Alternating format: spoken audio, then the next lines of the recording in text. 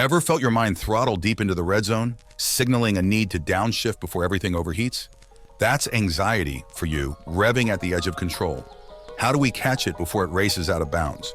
Is there a pit stop for cooling down? And what tools do we have to fine-tune our stress management? Strap in, because this ride's about to get interesting. Here's the deal. Life sometimes feels like a high-speed chase where we're pushing our engines to the limit. Smooth sailing one moment, then the next, we're in the stress zone, warning lights ablaze. It's those check engine lights, the subtle hints from our body to ease off the gas that we often ignore. We think, I'll just push a bit further. It's all under control, right up until the system goes haywire. Suddenly there's a shift. Some start tuning into those warning signals, pondering, maybe there's merit to managing stress before a meltdown. They begin shifting gears, adopting strategies that resemble the careful work of a master mechanic fine-tuning a race car.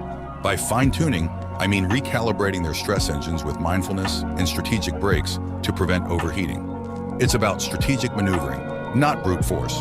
Where the rubber meets the road, research shows that those who manage their stress proactively not only steer clear of the red zone, but also bounce back faster from setbacks.